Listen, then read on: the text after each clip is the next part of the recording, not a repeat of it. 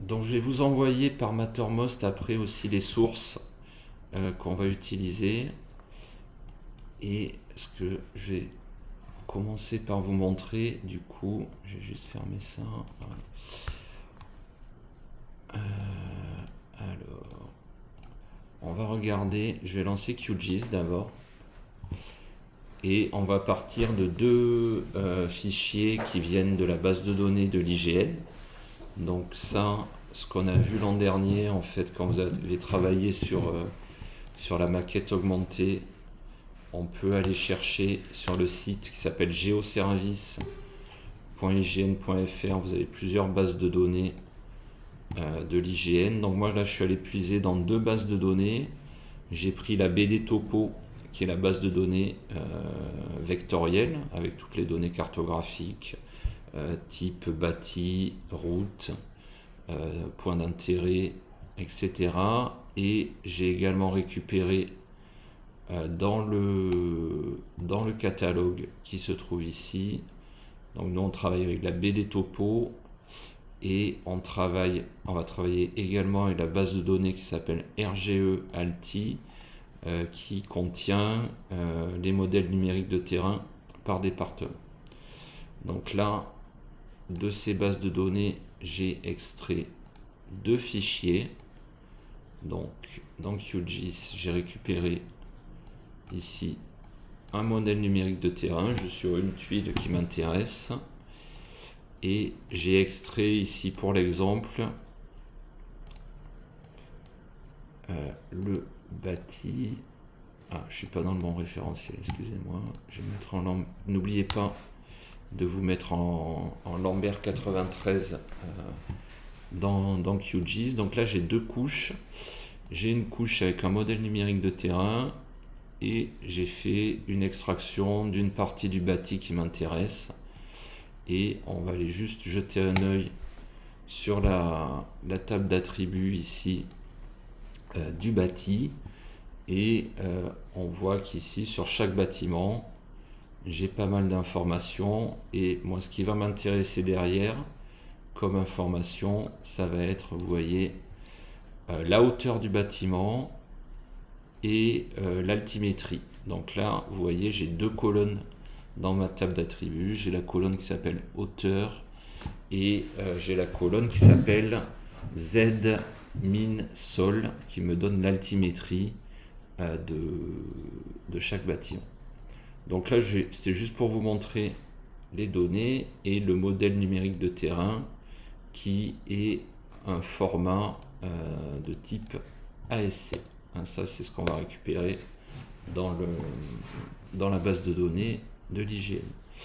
Donc à partir de ces fichiers, je vais vous montrer comment on peut les importer dans Rhino pour faire modéliser la topographie et modéliser les bâtiments en 3D. Mais on pourrait appliquer ça à d'autres types de données, par exemple si on voulait importer les parcelles ou les routes. Donc là, je vais lancer Rhino. Et on va utiliser deux choses. On va utiliser, alors je vais vous donner ce dossier après là, SIG 3D BIM, avec les datas en exemple, le fichier Grasshopper, là, que je vais refaire en direct, et deux outils. Alors il y a un premier outil qui est un script qu'on va pouvoir utiliser dans Rhino. C'est un script qui a été écrit dans le langage de programmation Python. Donc ça, je vais vous montrer à quoi il ressemble. Ça, c'est un script que j'ai récupéré sur Internet, là, qui a été développé par un certain Mitch Heinig en novembre 2011. Et ce script-là, il va nous permettre d'importer le fichier ASC dans Rhino pour récupérer la topographie. Et ensuite, on va utiliser un deuxième outil qui est un plugin pour Grasshopper. Et ce plugin, vous pouvez le récupérer, je vais vous le donner, mais vous pouvez le récupérer sur le site qui s'appelle Food for Rhino. Et c'est le plugin qui s'appelle @IT. Et alors il y en a plusieurs plugins Grasshopper qui permettent de récupérer des données SIG dans Grasshopper. C'est celui que j'ai trouvé le plus simple d'utilisation. Donc c'est @IT. Par contre, lui, il ne fonctionne malheureusement que sous Windows. Donc la première chose qu'on va faire dans Rhino, je vais juste agrandir voilà, cette fenêtre. Et celle-ci. Et je vais juste créer un nouveau document. Et je vais mettre en grands objets mètres. Voilà, de manière à travailler en mètres parce que les unités que j'ai dans les fichiers SIG sont en mètres. La première chose qu'on va faire, c'est importer notre terrain. Donc ça, je vais aller ici dans le menu outils. Et dans outils, vous voyez, on va retrouver ici RhinoScript, PythonScript. RhinoScript, c'est l'ancien langage de programmation propre à Rhino. Aujourd'hui, on va plutôt utiliser Python. Donc soit vous pouvez ici venir écrire un script, soit vous pouvez aussi venir exécuter un script que vous récupérez par ailleurs. Donc là, je vais faire exécuter et je vais aller chercher ici sur mon disque dur le script qui s'appelle ASCII grid importer.python.py et je vais l'ouvrir. Et là, le script va se lancer et vous voyez, il me demande maintenant quel est le fichier ASC que je souhaite importer.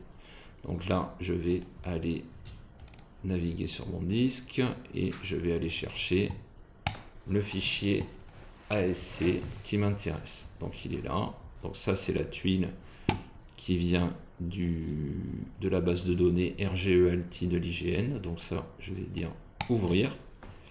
Donc là, j'ai un premier message qui me dit qu'il contient 1000 colonnes en X et 1000 lignes en Y avec une taille de 1 mètre par élément. Donc là, j'aurai une grille de 1 mètre par 1 mètre. C'est peut-être un petit peu trop détaillé, vous voyez, parce que ma tuile, elle fait 1000 mètres par 1000 mètres. Donc là, je vais lui dire OK. Et là, la première chose qu'il me demande, vous voyez dans la barre de commande de Rhino, il me demande la densité de la grille de pointe que je souhaite importer. Donc là, je ne vais pas mettre 1 parce que ce serait beaucoup trop détaillé à l'échelle. Je vais mettre 10 et je vais faire Entrée.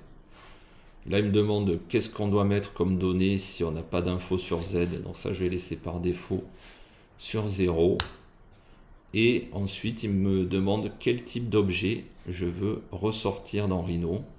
Donc je veux une mèche, un maillage. Donc ça, je vais dire yes. Et je vais également récupérer le nuage de points. Ici, on va faire yes également sur nuage de points. Et je ne veux pas générer de surface. Donc là, je vais pouvoir faire entrer. Et vous voyez que maintenant, je récupère dans Rhino mon terrain sous forme, je vais passer en mode ombré, vous voyez j'ai mon terrain ici sous forme d'un maillage, donc il va se retrouver, le script a créé deux calques, ici un calque avec le maillage et un autre calque uniquement avec le nuage de points. On verra que le nuage de points nous servira tout à l'heure pour importer tout ça dans Archicad. Mais là, je vais juste masquer le nuage de points pour l'instant et garder mon maillage. Donc vous voyez le fait d'avoir mis 10 par 10, ici je me retrouve, si je mesure la distance, je me retrouve avec un petit carré qui fait 10 mètres.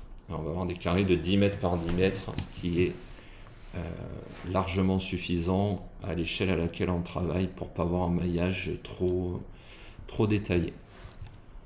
Donc Vous voyez aussi ce terrain, si je regarde en bas là, les coordonnées X, Y, là il est resté géoréférencé. On a des coordonnées qui sont très importantes là, vous voyez, qui vont correspondre à la latitude et à la longitude de notre maillage.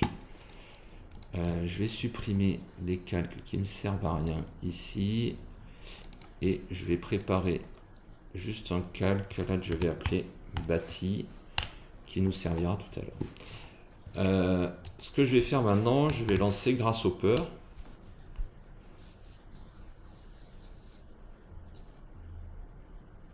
Et dans Grasshopper, j'ai déjà installé deux plugins. Ça va être le plugin @it. Donc ça, je vous fournirai le fichier pour installer. Sinon, vous pouvez aller le télécharger sur Food4Rhino.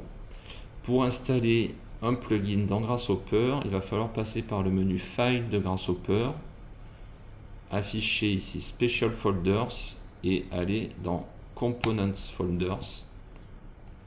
Et vous allez voir ici, alors ce que je vais faire, je vais le supprimer, je vais le réinstaller pour vous montrer toute la procédure. Ah, je peux pas, je vais juste fermer Rhino avant.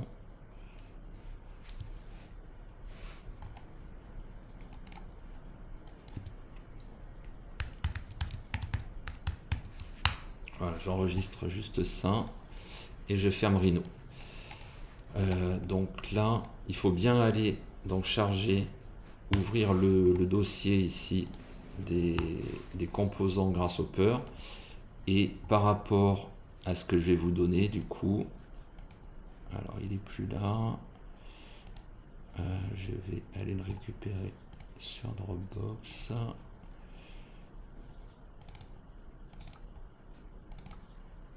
Et voilà, vous allez récupérer l'archive zip là, @it. Ce que je vais faire, je vais la copier ici sur le bureau. La première chose à faire, c'est extraire tout de manière à décompresser l'archive. Et ce qu'il va falloir copier dans le dossier des composants Grasshopper, c'est pas ce dossier là, pas le premier @it v2.3, c'est celui qui est contenu à l'intérieur. C'est le petit dossier qui s'appelle AT IT que je vais venir copier ici dans la bibliothèque de Grasshopper. Il y a peut-être une chose à vérifier dans le cas où le plugin ne s'afficherait pas quand vous lancez Grasshopper, c'est de rentrer dans ce dossier, de trouver le petit fichier ici qui s'appelle AT-IT et de faire clic droit propriété et de vérifier ici que le fichier n'est pas protégé, n'est pas verrouillé. Ça peut arriver dans certains cas. Moi, c'est pas le cas ici. Donc, je vais pouvoir relancer Rhino tranquillement. Je vais rouvrir mon fichier ici. Et je vais relancer Grasshopper.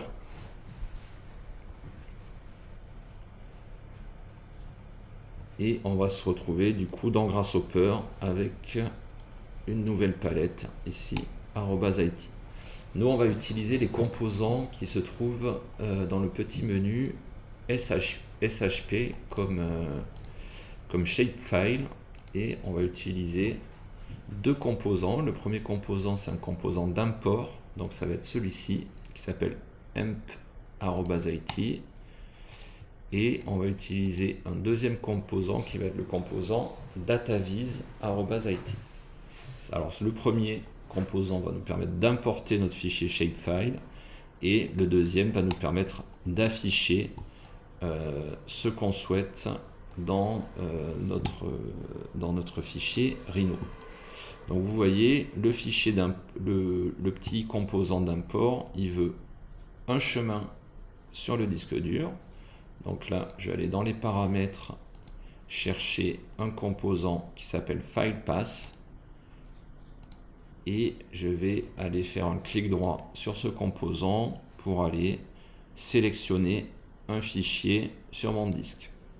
Donc là, je vais aller chercher sur mon disque dur le fichier shapefile qui correspond à mon bâti. Donc on va le retrouver ici dans data. Je vais prendre le bâti-carnot.shp. Donc là c'est bon, j'ai bien mon lien vers le fichier et je vais connecter mon chemin sur l'entrée ici du chemin de mon composant d'import. Deuxième chose à connecter ici, ça va être un booléen pour dire est-ce qu'on veut lancer l'import, oui ou non, vrai ou faux. Donc pour ça, je vais aller chercher un composant qui s'appelle le boolean toggle, qui se trouve aussi dans les inputs ici. Donc je vais prendre un boolean toggle et je vais aller le brancher ici et je vais double-cliquer dessus pour lui dire true, de manière à importer mon fichier. Donc là, je vais juste brancher des petits panels pour vous montrer ce qu'il se passe. On va trouver ici, vous voyez, des formes, shape, donc ça c'est ma géométrie. Donc visiblement j'ai 393 données ici. Et sur F, vous voyez, c'est les features. Donc ça va être en fait, on reconnaît ici les différentes colonnes de ma table d'attributs qu'on a vu dans QGIS. Donc nous, dans ces features, il y a deux choses qui vont nous intéresser. C'est la hauteur et le Z min sol. Voilà, donc c'est ces deux éléments qui vont nous intéresser, qu'on va souhaiter visualiser. Donc ensuite, on va utiliser ce deuxième composant, le composant dataviz@it. Donc lui, il veut quoi en entrée? Il veut des shapes. Donc je vais le brancher sur mon composant d'import au-dessus. Il veut également un true ou false pour lui dire de fonctionner. Là, je vais reprendre le même composant qu'au-dessus. Et on va pouvoir lui dire d'aller récupérer les valeurs dans une feature. Donc là, on va lui dire, moi ce qui m'intéresse de récupérer, c'est la hauteur des bâtiments. Donc là, je vais créer un petit panel en entrée où je vais taper hauteur en majuscule. C'est bien important de respecter ici la casse du texte. Et je vais brancher du coup ce texte hauteur sur le get value of feature. Et là, vous voyez que je récupère, alors c'est sous mon terrain pour l'instant, parce que ça s'est positionné à 0. Mais vous voyez ici que je récupère des polygones qui correspondent ici au bâti de la place Carnot à Montpellier. Donc ces éléments-là, maintenant, j'aimerais les positionner à la bonne altimétrie. Donc ce qu'on va faire, la première chose que je vais faire déjà, c'est que je vais créer des surfaces de manière à y voir un petit peu plus clair. Je vais juste masquer pour l'instant mon terrain dans Rhino. Et on va ici aller créer une surface. Donc je vais aller dans le menu surface et on va lui dire de faire une boundary surface. Donc là, je vais prendre ce qui sort ici de polygone et on va venir comme ça créer des surfaces. Alors, si vous vous souvenez des cours sur les listes, sur Grasshopper, sinon je vous les renverrai pour vous rafraîchir la mémoire. Vous voyez ici, si je branche un panel, on se retrouve en fait avec ce qu'on appelle une liste de listes. C'est représenté ici par le câblage en pointillé. Cette liste de listes, elle ne me sert pas à grand chose, elle va même nous compliquer la vie, parce que vous voyez, ici je me retrouve avec en fait 393 listes qui contiennent à chaque fois un seul élément. Et pour éviter ça, je vais faire un clic droit ici à la sortie du composant, et je vais lui demander de faire un flatten, ça veut dire qu'il va venir aplatir ma liste, et qu'on va créer ici, voilà, une seule liste avec... on se retrouve maintenant avec ici 415 éléments c'est des polylignes, mais mes surfaces, voilà, si je branche ici mon panel, on se retrouve avec 394 surfaces. Donc ça, une fois qu'on a fait ça, l'idée, ça va être de prendre ces surfaces et de les mettre à la bonne altimétrie. Et l'étape finale sera de venir extruder ces surfaces avec à l'aide de la hauteur qu'on a récupérée ici. Donc ça, vous voyez ici à la sortie de P, je récupère de la géométrie. Par contre, j'ai une autre sortie ici qui s'appelle val, où je récupère, vous voyez, les valeurs de hauteur de chacun de mes bâtiments. Et là, je vais faire la même chose ici à la sortie du val, je vais faire un flatten. Voilà, de manière à n'avoir qu'une seule liste avec mes hauteurs. Donc ce que je vais faire maintenant pour récupérer la valeur d'altimétrie, je vais réutiliser le composant dans @it qui s'appelle DataVis. Donc là, je vais rebrancher ici ma géométrie et je vais brancher un composant panel dans lequel je vais indiquer la valeur que je souhaite récupérer. Donc ça s'appelle Z min sol et je vais le brancher ici et je vais utiliser encore le même interrupteur, le même boolean toggle pour venir activer le composant ici. Et ce qui m'intéresse là, ça va être de récupérer les valeurs d'altimétrie. Et je vais pas oublier ici de faire un clic droit flatten, de manière à ici avoir pareil une seule liste avec les altimétries. Donc là j'ai tout ce qu'il me faut en termes de données maintenant pour venir positionner correctement mes bâtiments à la bonne altimétrie. Donc ça, tout ce que j'ai à faire, c'est récupérer les surfaces qui se trouvent ici à la sortie du boundary et on va aller chercher un composant move qui se trouve dans transformer. Donc je veux déplacer ces éléments. Donc move, il veut quoi? Il veut de la géométrie et il veut un vecteur de translation. Donc la géométrie, c'est mes surfaces.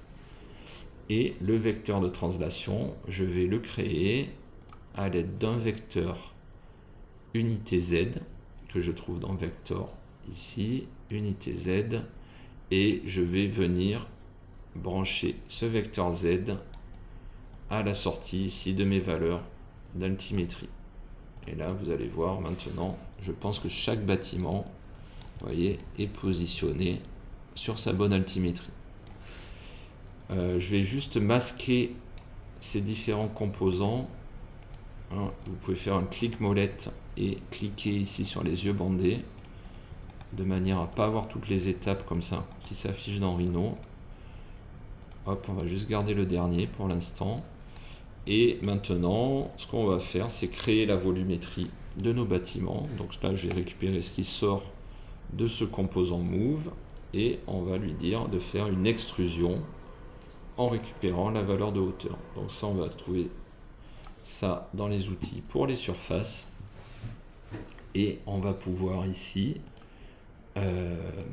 aller chercher un extrude. Extrude, il veut quoi? Il veut de la géométrie. Et il veut ici aussi une direction, donc un vecteur. Donc je vais reprendre ici un vecteur Z. Et on va aller donner en amplitude de ce vecteur Z les valeurs ici de hauteur. Donc ça, je viens brancher ici les hauteurs. Je vais masquer ce composant et là vous voyez que je récupère comme ça mon bâti avec les bonnes altimétries. Ce qu'on pourrait faire pour avoir une meilleure prévisualisation dans Rhino, je vais juste aller réafficher ici le maillage. Donc vous voyez là je me retrouve avec des bâtiments qui sont positionnés à la bonne altimétrie par rapport à mon maillage. Donc ce qu'on va faire là maintenant, je vais juste aller brancher un composant qui s'appelle Custom Preview qui va nous permettre ici d'avoir une meilleure prévisualisation dans Rhino. Je vais masquer celui-ci et on pourrait aller brancher ici un composant qui s'appelle Color Swatch qui nous permettrait par exemple de venir changer la couleur des bâtiments. Donc ça vous permet d'avoir juste une meilleure prévisualisation. Donc là on va voir maintenant deux méthodes. Donc là j'ai fait le plus gros du travail en tout cas pour récupérer et visualiser mes données SIG dans un logiciel d'esquisse 3D comme Rhino. Donc ce qu'on pourrait faire là maintenant, c'est renvoyer la géométrie Grasshopper vers Rhino. Donc ça, je peux prendre ce qui sort de mon composant ici, Extrude, et vous allez pouvoir faire un clic droit et dire ici Bake, le petit œuf au plat, pour choisir dans quel calque de Rhino vous renvoyez la géométrie. Donc là, je vais le renvoyer vers le calque bâti que j'ai créé. Maintenant, je peux masquer ici ma prévisualisation Grasshopper et vous voyez maintenant je me retrouve avec un fichier Rhino parfaitement éditable que je vais pouvoir modifier ou enregistrer, en tout cas avec toute la géométrie, et je pourrais venir maintenant retoucher chaque élément, le déplacer, en supprimer, dessiner l'implantation de mon projet ici, etc. Donc ça c'est la première étape. Donc là on pourrait continuer le travail d'esquisse dans Rhino. On pourrait aussi pourquoi pas commencer à faire des premiers rendus si on basculait sur Twinmotion ou Lumion par exemple. Donc on pourrait faire ce premier travail là. On va faire une étape supplémentaire qui va être la connexion à un logiciel de BIM. Donc par exemple Archicad. On va voir deux méthodes pour basculer nos éléments dans Archicad. On va voir une méthode, on va dire un petit peu traditionnelle, qui va consister à exporter nos éléments qu'on a ici pour les réimporter ensuite dans Archicad. Il va falloir le faire en deux étapes. Il va falloir d'abord exporter le terrain et ensuite exporter le bâti. Donc pour exporter le terrain, il va falloir utiliser non pas le maillage ici, mais on va utiliser le nuage de points. Et c'est ce nuage de points qu'on viendra réutiliser et importer dans Archicad pour recréer un maillage dans Archicad. Donc là, je vais venir, je vais juste fermer Grasshopper. Je vais enregistrer ce document.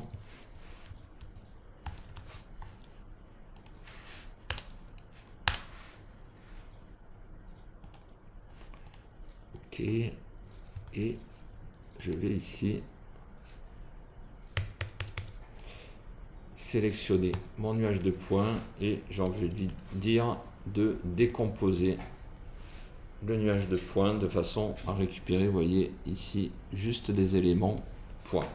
Donc ça c'est très important de décomposer le nuage de points en points. Ensuite je vais juste masquer le bâti et je vais sélectionner l'ensemble de mes points ici et je vais les exporter.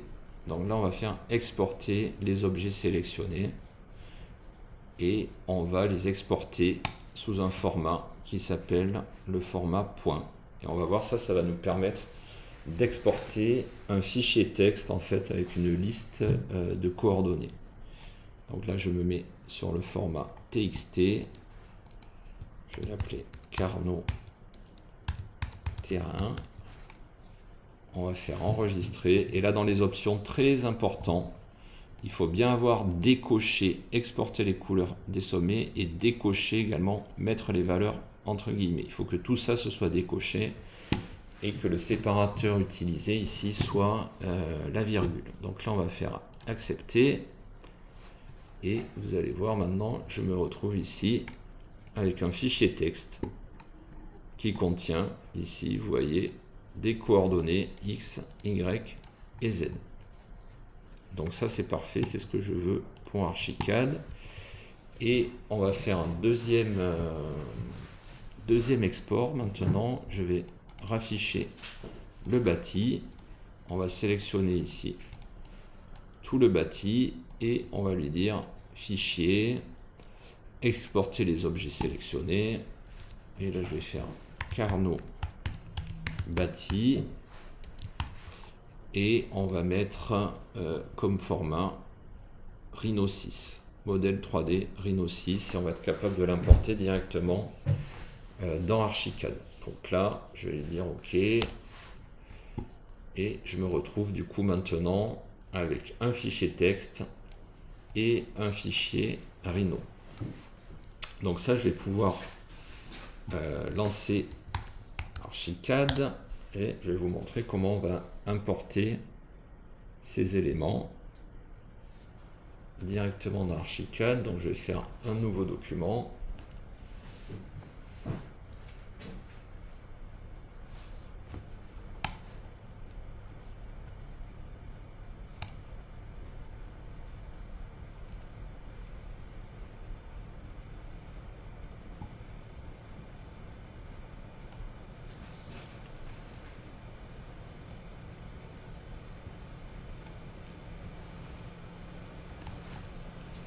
Et je vais venir faire ici dans Archicad interopérabilité, placer un maillage selon données géomètres. Donc là je vais aller chercher mon fichier texte qui s'appelle Carnot Terrain et on va faire ouvrir et on va le mettre à l'emplacement original. Par contre, on verra qu'après, il faudra déplacer nos éléments. Donc là, je fais emplacement original et je vais aller voir dans la vue 3D. Je clique ici sur l'outil Zoom optimisé et vous voyez que je me retrouve maintenant avec mon terrain qui est un objet maillage de Archicad. Vous voyez, j'ai ici un objet natif Archicad maintenant. Terrain. Pour importer le bâti, on va procéder un petit peu différemment. On va utiliser ici le menu fichier. On va aller dans interopérabilité et on va faire fusionner. Fusionner à partir d'un fichier. Ah oui, ça marche que dans une vue 2D. Donc on va faire ici fichier interopérabilité fusionner à partir d'un fichier. Et là, je vais aller chercher mon fichier Rhino Carnot bâti.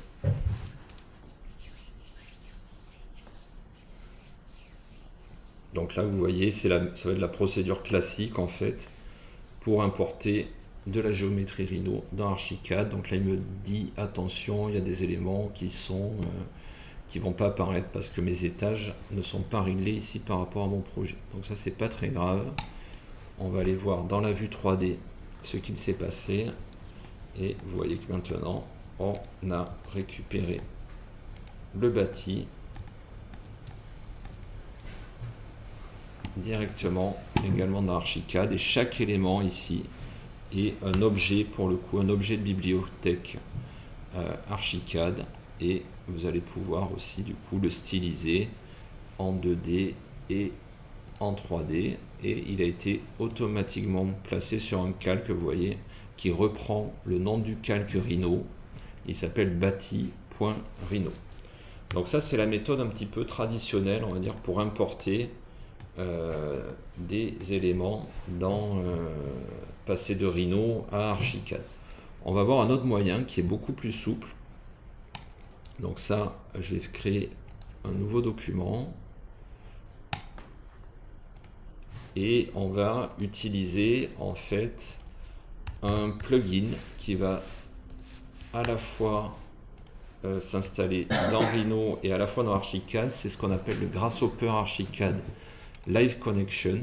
Donc ça, vous pouvez aller récupérer sur le site de Graphisoft. Je vais vous envoyer le lien sur Mattermost. Et vous pouvez l'installer du coup pour votre version d'Archicad et votre version de Rhino. Ce plugin, il va apparaître à deux endroits.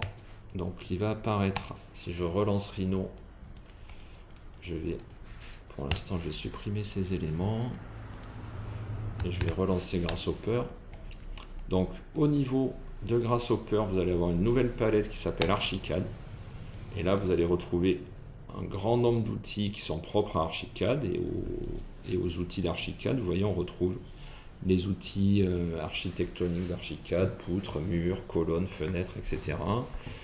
On va retrouver des éléments propres à la documentation et ensuite au paramétrage d'Archicad.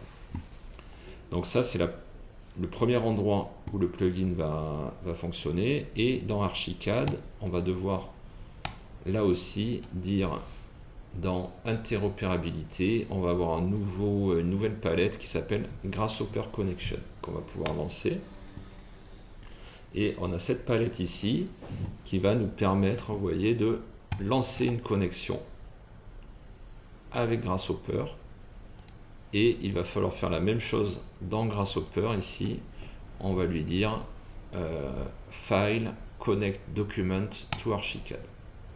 Donc là, on lui dit OK, quel document on veut, avec quel document on veut connecter dans Archicad. Pour l'instant, on est bon, il n'y a qu'un seul document ouvert, donc on voit que la connexion fonctionne.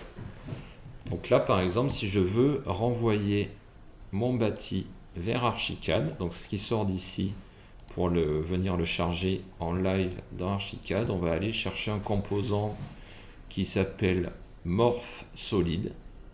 Donc je trouve ici dans Design, ça va être une forme en fait dans Archicad. Et là, je vais lui donner en entrée cette géométrie. Et vous allez voir dans Archicad, si je me recentre, donc là, vous voyez que c'est en train de mouliner.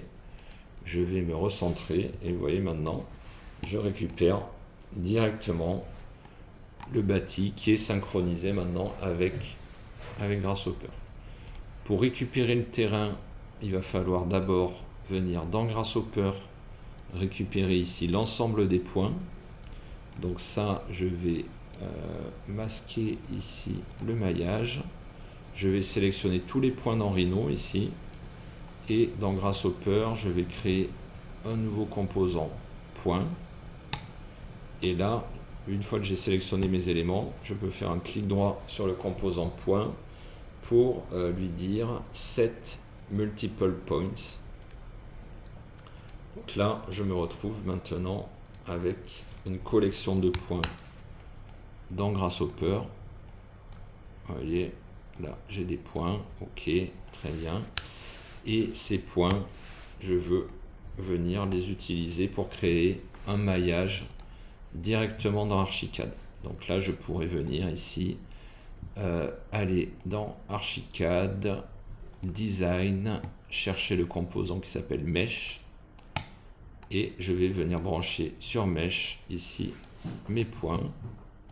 Et vous allez avoir un maillage qui se crée, vous voyez, automatiquement comme ça, dans Archicad. Donc maintenant, en fait, notre fichier Rhino, il est parfaitement synchronisé avec Archicad.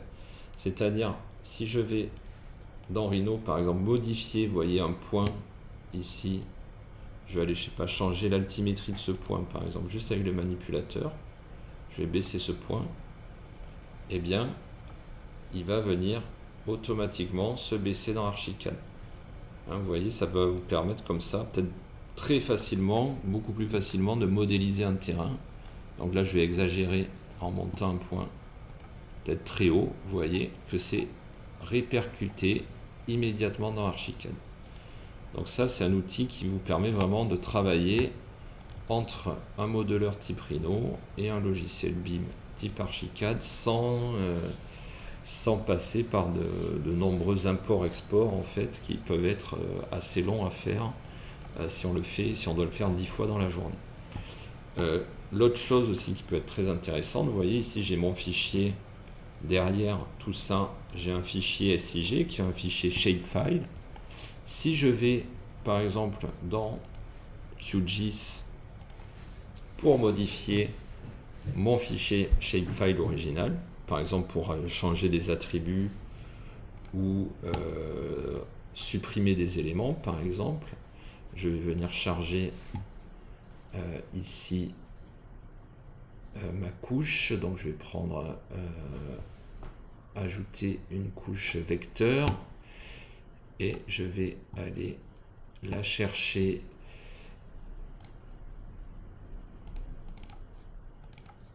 ici, data, Baticarno.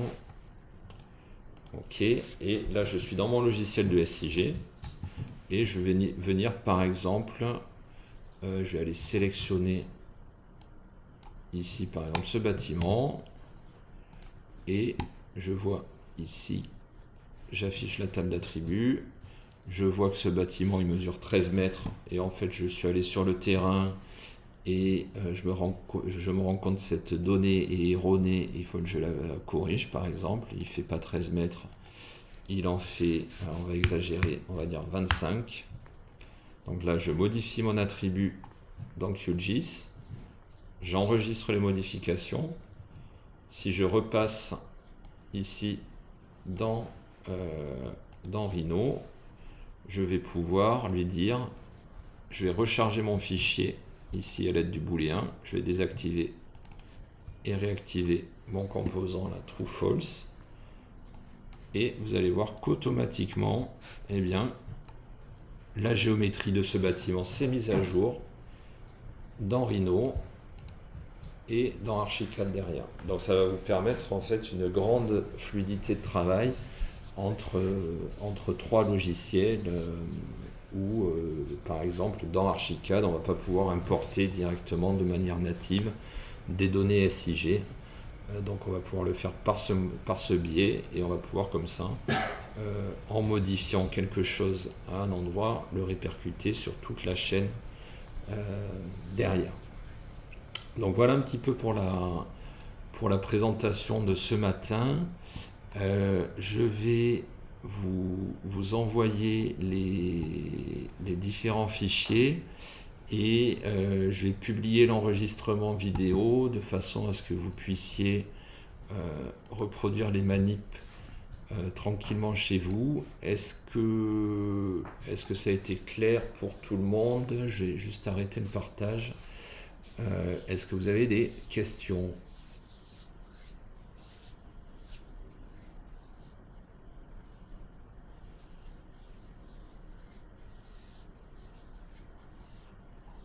Bon, super. Est-ce que vous avez reçu vos licences, la Google Earth Studio? Oui. Pareil, aujourd'hui, ce serait bien, on regardera la semaine prochaine, mais si vous pouvez produire une petite séquence, voilà, comment vous avez demandé, de, je sais pas, 30 secondes sur vos sites de projet, ce serait super. Comme ça, on pourra après, on pourra faire le lien. Enfin, ça peut être un outil de présentation intéressant là, par exemple, si vous voulez présenter un site, ça vous permet d'avoir une approche un peu à grande échelle. Après, on pourrait imaginer voilà, une analyse entre les outils de SIG et les outils de modélisation 3D comme Rhino ou ensuite passer dans un logiciel BIM. Est-ce qu'il y en a qui sont sur Revit là? Vous êtes tous sur Archicad?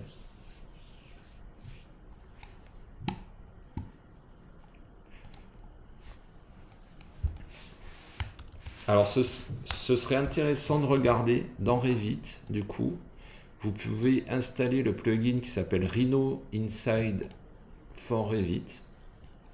Donc ça va vous permettre en fait à mon avis, on va retrouver des composants qui vont vous permettre du coup au sein de Revit, pareil, de récupérer la géométrie 3D pour l'importer dans Revit et de récupérer le maillage de terrain aussi. Donc ça, vous pouvez l'essayer du coup si vous êtes sur Revit, retrouver les composants, je ne sais pas comment il va s'appeler, mais ça va être un composant de maillage ou un composant de terrain, voir si ça marche et comme ça on pourra le regarder aussi en direct la semaine prochaine. Oui.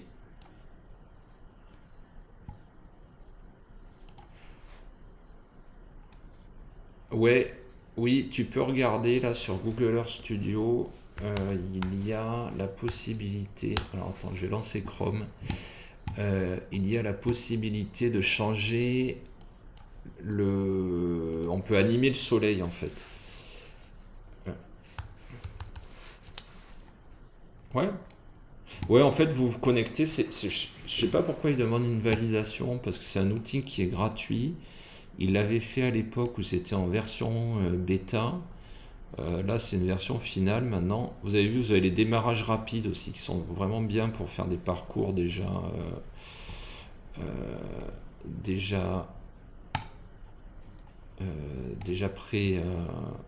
pré-programmés. Donc, allez, on va aller sur Montpellier.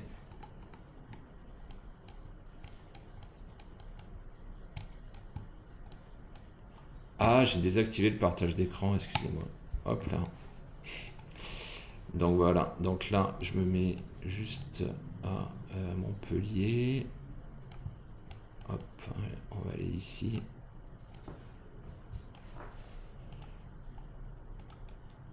Voilà, donc ça écrit une animation, c'est les animations de démarrage rapide où il va vous faire le parcours déjà préétabli. Donc je vais partir de ça.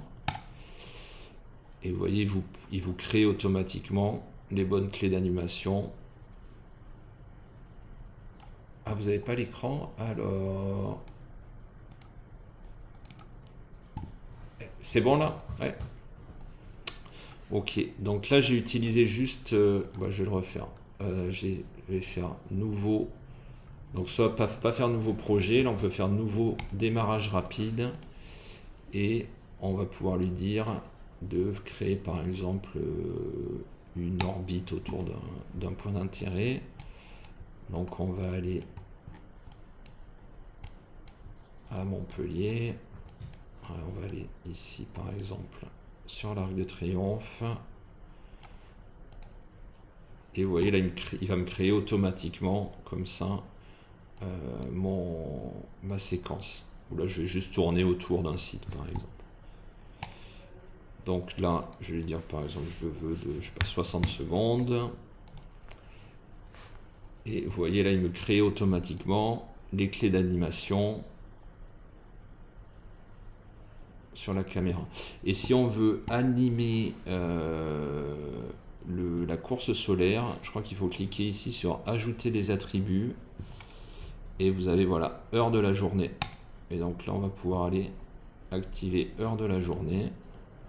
Et on va pouvoir du coup, vous voyez, changer ici au niveau des clés, changer l'heure pour être de jour ou de nuit. Donc là, je le change en bas. Si je me mets, je sais pas, 1h du matin, on va être dans le noir. Et vous avez un magnifique ciel étoilé en plus. Donc ça vous permet aussi du coup de mettre de l'animation sur les clés ici. Si je me mets maintenant à, je sais pas, midi, eh bien, je me retrouve en plein jour. Donc ça, vous allez pouvoir après poser des clés d'animation là-dessus. Regardez bien, je pense, prenez bien le temps pour Google Earth Studio d'aller lire la documentation. C'est hyper bien documenté. Donc là, il faut au moins regarder à minima les 3 tutoriels vidéo qui sont là. Et ça va vous apprendre aussi à créer des animations par clé, ce qui pourra vous resservir par exemple, je sais pas, dans un logiciel de montage comme Premiere ou un logiciel comme After Effects, de comprendre certaines choses, ou je sais pas, ou même si vous faites de l'animation 3D dans Cinema 4D par exemple, vous allez retrouver exactement le même principe avec des clés d'animation et également ce qu'on appelle ici des courbes de lissage que vous allez pouvoir venir modifier. Donc ça, tout ça, c'est super bien expliqué dans ces 3 tutoriels vidéo, donc ça, regardez-les. Et ensuite, vous avez plusieurs fonctionnalités avancées, vous voyez, où il vous parle d'attributs spéciaux. Vous pouvez aussi charger un fichier 3D directement dans Google Earth Studio. Je ne sais pas si vous voulez insérer la volumétrie de votre projet par exemple, vous allez pouvoir le faire en important un fichier KML ou KMZ.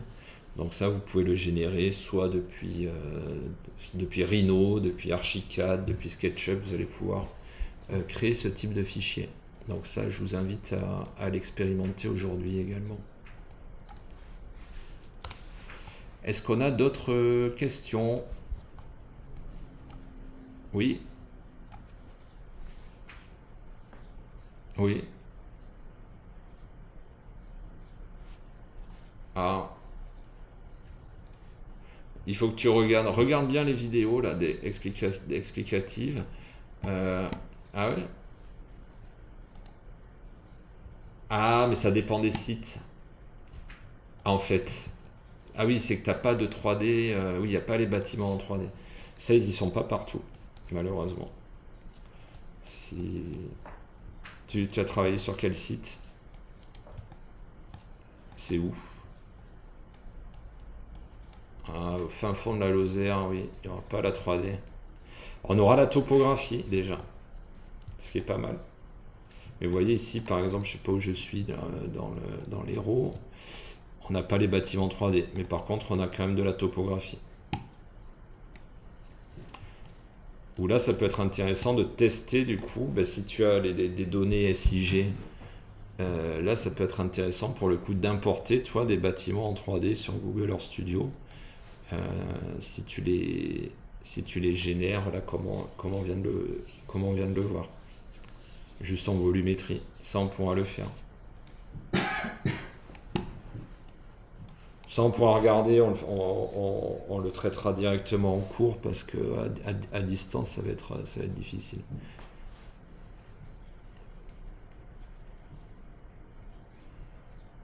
Ok.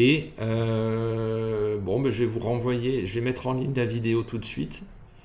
Et nous, on reste connectés sur Mattermost là jusqu'à midi. On est là. Si vous avez des questions ou voilà, s'il faut vous dépanner, on refera peut-être individuellement des petites sessions comme ça à distance.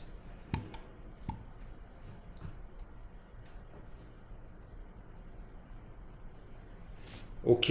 Bon, ben je vous laisse là. Je vous envoie tout ça là sur. On fait. C'est le moment d'aller boire un café le temps que la vidéo s'upload. Et je vous envoie ça tout de suite.